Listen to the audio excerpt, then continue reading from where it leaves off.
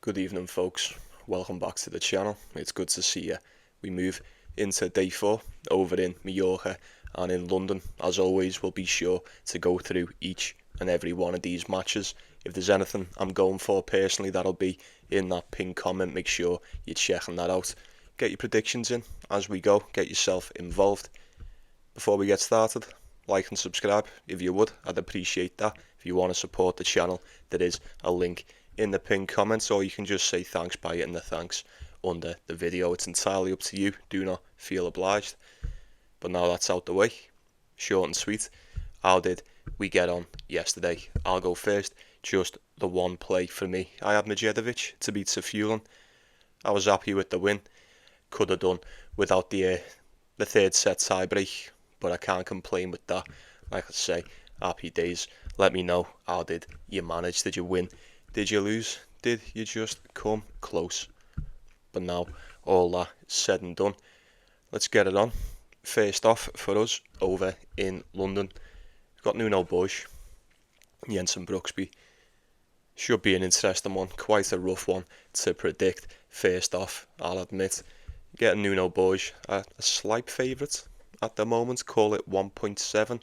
I imagine it's going to stay somewhat around that. These have never played each other before. He barely got past Pennington Jones today.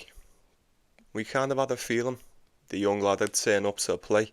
He took that first set and it kind of slipped through his fingers the longer that match went on. Realistically, Borges probably should have been getting that one done. We did say that, but it was a lot closer than maybe I would have liked to have seen coming into a match like this. Jensen Brooksby, we said this, didn't we? Lucky losers. He didn't make it through qualifying. He actually got beat by Alexander Vukic. Grabbed himself a spot due to Alexander Bublik pulling out. Faced off against Commissania. Ended up beating him in straight sets. Tiebreaker in the first and then 6-4 in the second. Much more convincing, much more solid than the Portuguese, if you want my opinion. This is very well an overspot. I always say this about Borges. He can't help himself. He loves dropping a set. He loves dropping a set, especially when you think he won't. I say just when you think he won't. I think Brooksby could beat him. I do.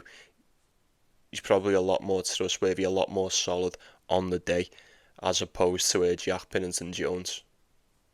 That's just my opinion. Who do I think wins? The slightest of leans, and I do mean the slightest of leans, for those that are new, or for those that maybe don't know, that doesn't mean bet on it. It really doesn't. Like I said at the start, I probably don't say it enough, but personal plays, they're all in the pinned comments. Leans are just leans. It's down to you to find the value in them. I would probably lean towards Jensen Brooksby just to edge this one out, based on what I've seen today with Borges and Pennington Jones. Maybe look at it over. Maybe have a little sprinkle on Brooksby while he's a dog. But we'll waste no more time with that. And we'll move on to Lorenzo Sonego. Humbert. Sorry, I'm just arsing around with this cable here. Lorenzo Sonego. Humbert. This will be good. I'm looking forward to watching this. I don't know what's going to happen in this. We've seen this quite a lot over the past couple of years. These are no stranger to one another. Head to head is 4-3 to Humbert. They've played each other 4 times on the clay, 3 times on the hard court, not a single time on the grass. As I've said since the start of this month, that will always make things a little bit more interesting.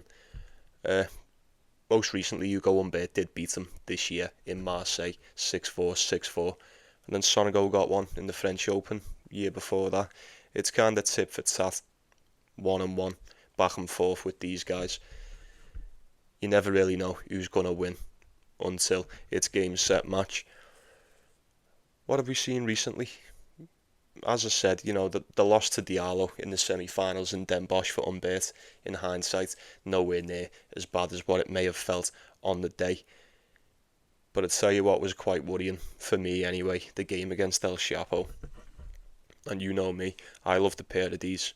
But getting beat by El Chapo in his current state will most definitely raise a couple of question marks. That's just for me anyway. Much more convinced with Lorenzo Sonego first time out. I took him against Fabian Madison. He got that one done with relative ease.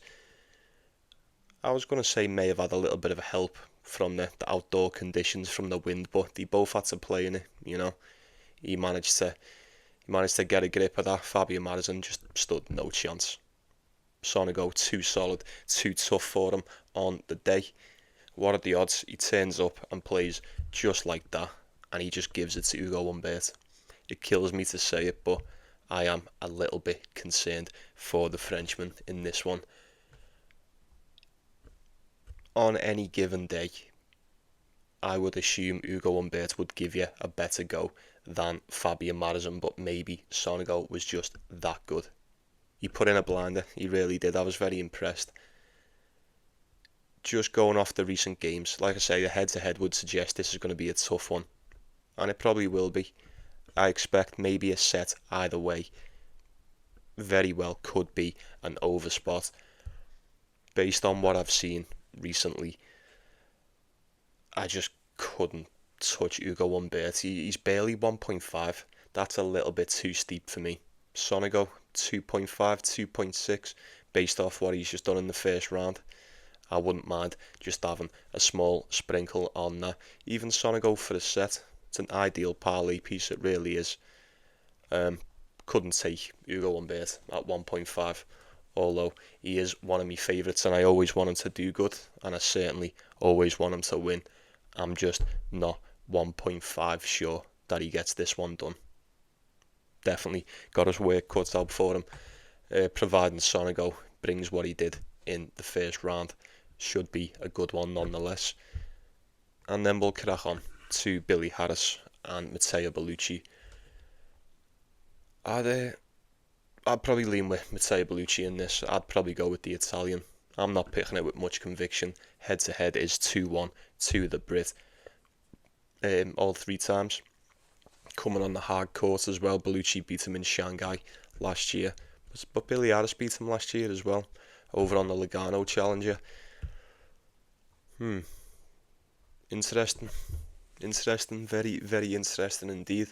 Now, as we mentioned prior to this tournament, Matteo Bellucci was in the fucking mud, was he not? Maybe that's a bit of an understatement. He was on about a 10-game losing streak. It may not have been 10, 9 or 10, don't quote me. It was something like that. It was quite bad. But like we said, come qualifying, absolutely flew through that. Didn't drop a set, smoked everyone. And then came into the main draw, got pitted against Quinton Hallis, done pretty much the exact same to him. As we said, he very well could have done 6-4, 6-2. Whatever it is, he has most definitely found what he's been looking for over in London. Billy Harris, man, like I said at the start, and we said this in yesterday's video, coming up against Cam Norrie, lucky loser. He got beat by George Lofhagen. We always see it, the lucky loser doesn't get through qualifying. They come in the main draw and they always take someone out. They always do it. More often than not, we've seen it a bit this season. But they never really get much further than this. You know what I mean? They never get much further than this. Now, personally, I'd love Billy Harris to win this. I would love Billy Harris to win this. If I had to give a side, I would have to go with the Italian. Yeah, he comes out 100 mile an hour, straight fucking gas all day. He doesn't slow down. That is very tough to deal with. I thought Billy Harris looked decent enough against Cam Norrie, but I don't know how much weight that win holds, especially for Cam Norrie right before Wimbledon. Is he going to kill himself in that type of match against who is essentially his mate? I don't know. I'm not too sure. It's a tough one to call. I think Matteo Bellucci's probably a bit more dynamic, a lot more versatile, probably got a couple more tricks in the bag. But I don't know, man, as you've seen, these Brits can be tricky on the grass, they really can. 2.5 is not a bad price for Billy Harris, considering he's just come in and upset Cam Norrie as the lucky loser. You know, does lightning strike twice here? I wouldn't have thought so. Give me Matteo Bellucci at around 1.6. there's a bit of money coming in. It's dropping down to around 1.5. You do with that what you will. And we shall move on up the card to Jakob Mensik and Rally Opelka. Oh, it's going to be a quick one. This is going to be a quick one. This is giving me a fucking migraine just looking at this. You know what it's going to be. You know what it's going to be. It's just going to be a shootout. This is just going to be a shootout. Whoever drops serve first is probably going to lose that set. I will say this for Mensik. If you drop your serve against Rally Opelka, you're not getting it back. You're probably not going to get it back. Not many do. It's a weird one with Rally Opelka. I say this every time. What I will say is round of applause to him. I'm very, very impressed of the amount that I've seen of Rally Opelka. I say so far this season, we're halfway through it. He's been a lot more active than I thought he'd ever be. More than active. 22 wins, 16 losses. Sound. It's much better than last season, 8-10, and then the 1-0. Nice little resurgence. You know, is it not? Jakob Mensik's been good as well, though. 24-13. Obviously, a little bit fresher, a lot younger than Opelka. Rally Opelka coming in, a bit more pepper on him, a bit more seasoned. I'd say I'm surprised he got it done today. I'm not. We said he probably should have won it anyway. It looked like he was going to do it, and then it looked like he weren't, and then somehow just managed to scrape a winner in that last tiebreaker in the end. He's tough, man. He's so tough. I always have concerns over Rally Opelka's fitness. I have concerns about the fitness of Opelka before we've even got started in a fresh tournament. Never mind when you've just went 3 sets the game before. It's rough. It makes it even harder for me to trust you in a spot like this. Who's it going to be? You get a Mensik around 1.5 now. I don't think he wins this title, but he is amongst the favourites to wrap this title up. So it's probably only fitting that he's a nice little favourite against Rally Opelka in this spot. I weren't too impressed. I'd say I weren't too impressed last time out against Baptiste Degout. Baptiste Degout was on fire, and he still is. We'll mention that more in a moment. But Jakob Mensik, I mean, what's he went 1-1 on the grass so far, 6-3 for Opelka. You don't need me to tell you that there most definitely could be somewhat of an upset brewing here. If either one of these come out and just get it done like a 6-2, a 6-3, or just easy as you like, one break and done, I would be a little bit shocked. I'm expecting tiebreakers. I don't know what the total is. I imagine it's around, I don't know, like 68.5 now. I don't know. It's going to be a high one. That's my point. Look at a tiebreaker, total games played. It's probably the only way. It's probably the wisest choice when you're coming up against Opelka. Especially with Mensik, 2 of these have got massive saves. And if they're just firing it off, I expect pretty much the same as what we've had throughout most of the week. The return game, it's not really hitting for most of these players. Opelka for the upset? Anyone against that? I can't do it. I just can't do it. Not after. I can't take Opelka 3 sets in. With like not even a day's rest in between as well. No. I'm sorry. I'd love to. I'd lean towards him for the upset. I am not going anywhere near this one. Because realistically, Mensik should take advantage of this. But Opelka just needs to turn up and do what he does. And I feel like he will deal more than enough trouble the way of the youngster in this one. Plus, I don't know, I'm not too convinced that Jakob Mensik's found his feet on the surface yet. But we'll wait and see. Shall remain to be seen. We've got a few more over in Eastbourne, and then we've only got 4, I think. Just the 4 in Mallorca. Yeah, it's alright. Quarterfinals over there. So we've got James Duckworth, Davidovich Fokina. Probably Davidovich Fokina, right? Probably Davidovich Fokina, although James Duckworth has beaten once before. It was the only time they played back in 2019. I don't think that helps us much today. We're getting the Spaniard around 1.5, give or take. That seems about right. But I don't know, James Duckworth put in a decent performance against Alexander Vukic. I don't know if that's saying much to you, but it still stands. Vukic was around 1.4. Nice favourite to get that done. Ended up getting beat in 3 sets. Duckworth was fairly decent through qualifying too. We knew Davidovich Fokina had beat Seng, although it was probably a little bit closer than I imagined in that first set, a tiebreaker, and then 6-2 once it had begun to unravel. I don't know, man. It's not impersonal, but I would not suggest anyone to do any business with these James Duckworth games. You just never know what you're gonna get. I say that. I mean, I kind of do know what I'm gonna get. Is this the level? Is this the level that this guy reaches? And then we see it time and time again where you go, okay, I see. I think Davidovich Fokina could just be a bit too much for him on the day. But I don't know, man. You come through qualifying, pulled off the upset against Vukic. Rather similar spot today. Would you be surprised to see him get it done against Guile? Maybe. I think it may be just quite a little bit of an ask for Duckworth today. So my suggestion would be Davidovich Fokina 1.5. It's not a bad price. Not a bad price. Then we'll crack on to Dan Evans. Tommy Paul.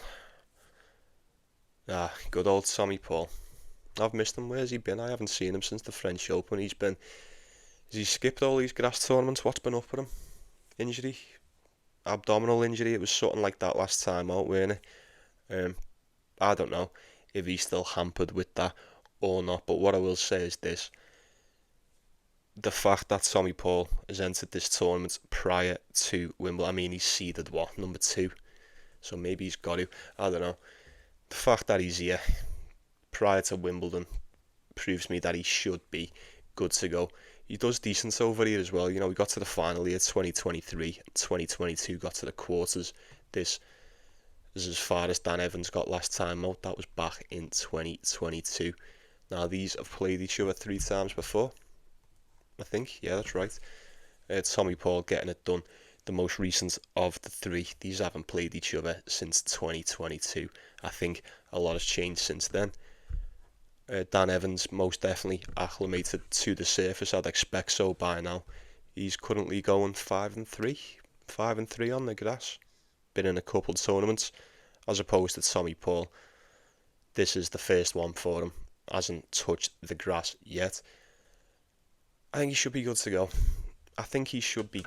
Look, if he turns up and he's injured and he can't get past Dan Evans, he's fucked for Wimbledon. I'll just say that. He's fucked for Wimbledon. He must be good to go. He must be trying to treat this. Well, I'm assuming, I'm just guessing, really. He's going to treat this as a nice little warm-up and a precursor for the Grand Slam. I'm kind of expecting him to get past Dan Evans, as you may know, if you check the pinned comment. I do have Tommy Paul on and outright, just each way. So really, I only need to get him to the final. And I'll still be in for a nice little plus money payout there, around 2-1, 2.5-1. He should be getting past Dan Evans. He plays really good on the grass. He went 10-2 last year. I'm expecting him to come out firing. I really am. If he's fit and he turns up and does what he can do, it may be a little bit tighter than what I would like to admit, but realistically, Tommy Paul should get this one done.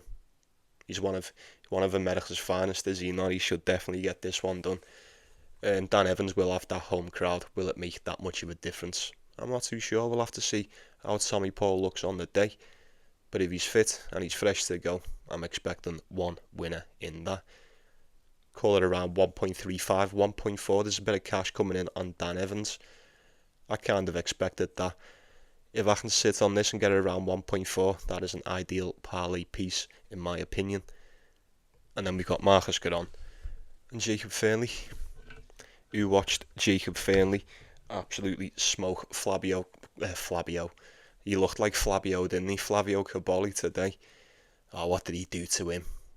Man? Jesus Christ. He turned him into fucking ravioli, didn't he? He did not look that good whatsoever. Or Flavio Caboli didn't look like he was holding up well whatsoever in that match.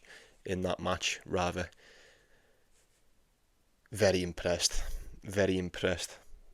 I thought Flavio Caboli would have done a lot better than that. I thought he stood a chance at maybe pulling off somewhat of an upset there. We know how good he's been the past few months. But I mean, facing Jacob Fearnley on the grass, fuck me. That was that was crazy. That was crazy work from the Brit. I was very, very proud of what I've seen. Same with Marcus. Maybe it's not saying that much. Flavio Caboli's not much of the grass player, but like I say, he most definitely posed a threat prior to the result. Same with Marcus Giron and Darderi. We thought Darderi has played good enough in his previous two matches to be able to trouble Marcus Giron, but no. Relative ease didn't really trouble him at all. 6-4, 7-5, a little bit closer than the Fearnley game, obviously, but nonetheless, win is all that matters. Who's it going to be? Who's it going to be on this? What I will say about this really quick, obviously, I want Jacob Fearnley to win. Do I think he's going to win? Kind of. I do. More than capable of pulling this off. He turns up and plays like he did yesterday. Absolutely. I'm all aboard. Now, I caught this when it came out.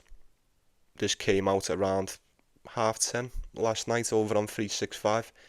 Jacob Fearnley opened up as a dog, evens on the money. It's now sitting below 1.7, call it 1.65. That is quite the dip in quite the short amount of time. Maybe because it's just dropped right after the match and everyone's just like, oh my god, look at that, let's go for this. I'm not too sure. But I do think he wins at home. He'll be more than inspired. He'll fancy himself to get this one done. I know I would. If you can put in a performance like that against Caboli, I'd fancy you to do it against Marcus Giron, who, let's not forget, prior to this one as well, was on a 5-game losing streak. And then coming in, beating Darderi, who was most definitely suited to the clay. Maybe it's as easy as it's going to get. Maybe that stands for Jacob Fearnley as well. Maybe it's not fair to say it about Giron when it may very well just be the same for Jacob Fearnley, but we shall see. We shall indeed. I'm going to be rooting for me boy here. I say, how can you go against him? Didn't expect that. A lot of us thought he was going to win. We knew he was capable of doing it. Did you think it was going to be absolute destruction like that? Probably not. Probably not. Even the seagulls were fucking laughing at Flavio Caboli today. I'll be backing Jacob Fearnley to get it done. If I could get that at 1.7, if I could get it just at 1.7, it's good enough for a single. But I don't know. I shall assess the situation later on, and we'll wrap this up over in Eastbourne with Taylor Fritz. João Fonseca. It's time. It's time, folks. It's time for you to pick your poison once again. Who you going with? You let me know. Who are you going with on this? Taylor Fritz, obviously the favourite to win this title, and rightly so. We'll touch on that in a minute. João Fonseca. I was impressed. It was good shit. So I was impressed. We know how good he is. It was good stuff to come back from dropping that tiebreaker to Zizou Bergs. And I say come back, I mean, what a way to come back as well. Drop the tiebreaker, only just. Bagel, 6-3. Have a bowl at that. Say something about that. Suppose you can't really. Fucking solid. Solid as you like. How's he going to get on against Taylor Fritz, man? This is what I want to know. And I suppose we'll find out tomorrow. Odds pretty much haven't changed since this got set. I've got Taylor Fritz here around 1.4. A little bit more, a little bit less, depending where you are. Call it 2-1 for João Fonseca as a dog. Little bit of cash coming in on him, but we expect that. There always will be. Got to assume Taylor Fritz wins this. I've got to assume Taylor Fritz wins this one. Couple reasons really. He's quite decent on the grass. And I don't know whether you know, but this is kind of Taylor Fritz's tournament, in it. Kind of has been over the past 4 years. He won it last year, round of 16 and 23. Won it before that, and then won it in 2019. Safe to say, he likes it over here. He loves playing over in Eastbourne. Points on the line. Points on the line for Tate. The last thing you want to do before Wimbledon is get fucking sent home in your first game when you're the defending champ. I imagine he won't like that very much. João Fonseca most definitely possesses the talent and the level to keep this somewhat close, maybe even pull off an upset someday. I just don't think he's there yet. I don't think he's on Taylor Fritz level just yet. Taylor Fritz is coming off a title as well over in Germany a couple of weeks ago. Didn't drop a set either. Quinton Hallis, Fuskovic, Felix, Zverev, all in straights, easy as you like. Didn't look that convincing against Moutet over in Queens. Maybe we chalked that off to a bit of fatigue. Maybe he was saving himself. I don't know. Call it what you want. I'm expecting Taylor Fritz, the favourite, to win the title, the defending champ, the 3-time, to get this one done against João Fonseca. We'll see who turns up on the day. I think Taylor Fritz will be too much. That serve might just be a bit too much on the grass. He can just dictate pretty much any point off that on the surface. We've seen it the week before rather. We've seen it time and time again. Got to go with Taylor Fritz. You've got to go with the best the States has got to offer here. Why not? 1.4. Sweet little parlay piece. Nowhere near enough as a single, but like I say, if you're doing a double, little parlay, I don't see why you wouldn't want to stick Taylor Fritz on it. 1.4 might be a little bit steep, I understand that, but I'm kind of expecting him to get this one done. I'd be a little bit shocked if he didn't. I'd say a bit shocked. I'd be very, very impressed if João Fonseca can pull this one off against Taylor Fritz. Especially if he turns up and plays the way he did in Stuttgart. These courts are equally as fast, if not just a little bit quicker. It worked back then. Why wouldn't it work right now? Give me Taylor Fritz. I'll have a go with that. And then that'll do us over there, heading on over to Spain. Just the 4. Shouldn't take much more of your time. We've got Corentin Moutet and Daniel Altmaier. Get a Moutet and a nice little favourite in this one. I'm currently seeing 1.45. This opened up around 1.62. It's now 1.4 for the Frenchman. Head to head is 4-1 to Corentin Moutet in this matchup. Not only is it 4-1, he's actually won the last 4 matches. Daniel Altmaier won the first one, 2021, on the clay, due to a retirement. And ever since that, he's never won a set since. Barely come close. That's right. Now, I wouldn't be surprised to see Corentin Moutet extend this to 5. Straight off the bat, folks, I'm not gonna bullshit you on this one. I've been very, very impressed with Corentin Moutet come the grass season. Not only that, I feel like over the past season or two, he tends to be taking himself a little bit more serious. I find myself being able to trust him again, dare to say. Don't want to jump the gun on that one, but that's just how it feels at the moment. 5-2 on the grass, solid. Took out Taylor Fritz in Queens, like we've just mentioned. If you can take out Taylor Fritz, just turn up and do your shit and take out Daniel Altmaier. You've done it every other time before. Twice on the clay, twice on the hard court, never on the grass. Will that change things? I don't know. Corentin Moutet actually quite likes the grass. As for Daniel Altmaier, 9-15 on his career since 2013. Nah, I'm not having that. I am not having that. I'm going to try and catch that. If you can catch that around 1.5, even if it, I don't know, more or less.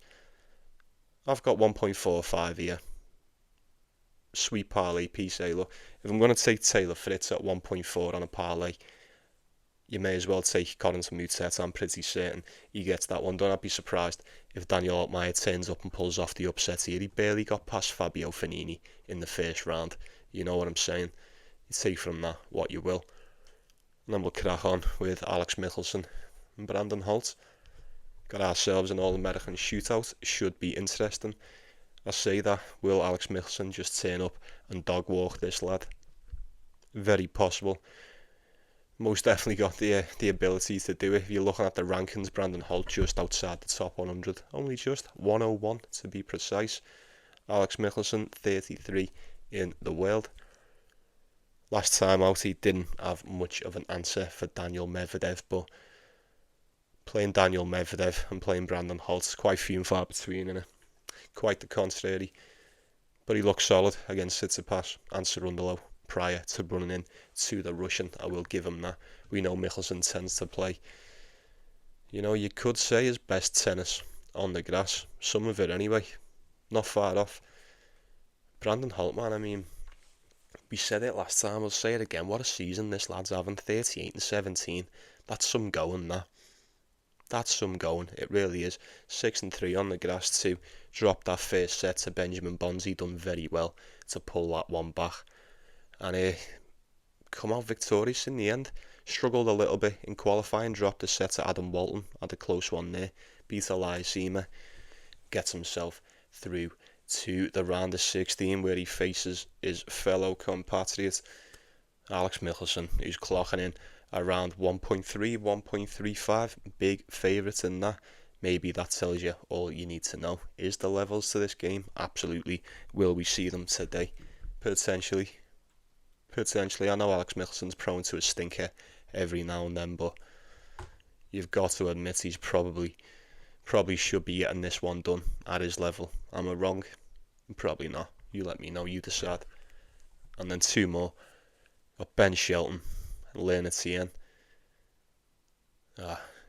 Good old Benny boy. Good old Ben the flower pot, man. What are you today, Ben? 1.25. That's come down from around 1.35 to 1.22. God. Now I hope I don't wake up tomorrow and this is touching like 1.16. I don't think I'm going to touch this anyway. As with Tommy Paul, I've also got Ben Shelton on an outright for this week, just to win the quarter. So this game and the next one, whoever that may be against, providing he gets there, he may not. He fucking better not do. Especially at 1.2, he better start beat Tien today, man. Thought Tien was decent enough. Decent as you needed to be against Justin Engel. If you watched that game, the return game was piss poor from both of them. Neither one escaped that. Both of these could not return for shit. Ben Shelton currently on a 2-game losing streak. Alright, once is Zverev in the semi-finals, but that one, 2 out of Rinderknech in Queens in the first round, was one of the most uninspired performances I've seen from Ben Shelton all season. Yeah. Are we going to get that version of him today? I hope not. Because if we do, he's going to struggle against anyone playing like that. Because just as I'm sitting here slating the return game at Tien and Justin Engel, Ben Shelton's return game's been fucking non-existent. So I don't know. Piss poor in the tie breaks as well, ain't he? I don't know, man. It's tough. That's 4 tie breaks in a row he's lost now. 2 to Zverev, 2 to Rinderknech. He needs to tighten up on the return, find himself some break points. If you can't do it against Tien, this is the guy that everyone's saying is going to put Wimbledon on notice, by the way. There's still time for that. It's very possible. We know he raises his level 1.25 and it's dropping as well. That's incredibly steep. With me having an outright on the go, I don't need to take that. Not that I would anyway. Even on a parlay, I'm not going to risk it. I'll sit on the outright with this one. Fingers crossed Ben Shelton gets this one done. He probably should. Like I've said, for a few of them, we've got pretty much all of them on display here, haven't we? Got ourselves a little USO show, or whatever it was called. One of the finest the States have got to offer. I would be backing Ben Shelton to get this one done pretty much anywhere on the tour. In the current day anyway, there's still a lot of time for Tien. I'm just afraid his time is yet to come. Ben Shelton's number 1 seed in this. He's the favourite to take the title. You have to beat Tien. Simple. We'll leave it at that. And we'll wrap this shit up with talk about saving the best till last day, folks. We've got Tomic and Batista Agut. What am I to do with this one? This is horrendous, this. I don't know what to do. Well, I kind of do. I kind of know what I'd go for at first glance. I mean, Batista Agut, man, just round of applause. Just Batista Agut, ladies and gentlemen. How good's he been? Ever since we went to Queens, like we said, semi-finals in Queens, bumping into Alcaraz. I would have never. And then I thought he was toast today. He dropped that first set to Echeverry. No, absolutely not. That's what we call poking the beehive, or poking the bull whatever they do over in Spain. They still do that. They're still allowed to do that. That's neither here nor there. Solid shit. Most definitely back where he belongs on his preferred surface here. He just can't put a foot wrong. When he's playing well, he serves well. He's just doing everything right. He can't seem to make a mistake at the moment. Now, I'll take back what I said about Bernard Tomic. I thought Dinky was just going to do him in straight sets, and it was looking that way too. No way did I think he was going to pull off the comeback there. Absolutely not. So I will tip me cap to you, sir, as I always will. Don't think he's going to get past Batista Agut. Unless you want to sit here and say, is this the point where Batista Agut just starts to unravel a bit? Will the fatigue take its toll? We've seen quite a bit of him. He's played quite a high level over the past couple of weeks, and he's played a lot of 3 sets as well. 1, 2, 3, 4, 5 matches. And 4 of them have went 5 sets. Madness. Absolute madness, and he keeps winning them as well. Borges, Jakob Mensik, Holger Rune, Echeverry. He's been beat by Hubert Hurkacz and Carlos Alcaraz. I would expect you to beat Bernard Tomic unless this guy is on some sort of unforeseen crazy resurgence, but I highly doubt it. He played well enough against Dinky today, but I fear it may not be enough against the Spaniard in his current form, and at home as well in Mallorca. I fear not. Well, that's going to do us once again, folks. I appreciate you spending the time coming to check out the video, spending a little bit every night. It means a lot to me. I enjoy talking to you. Well, very well then. I'm going to be saying good night to you. Get yourself involved, best bets, all that stuff in the comments for the last time tonight. Pin comments, official plays, anything else you'll need, timestamps, link to support. Go and look for yourself. You don't need me to tell you anymore. But very well then. See you later. You take it easy. You take care of yourselves and you take care of one another. That's the most important thing. Like and subscribe. Best of luck today. Let's try and keep it rolling, Let's try and build on what we've already got. Enjoy the matches. And I will see you all tomorrow. Peace out, folks. See you later.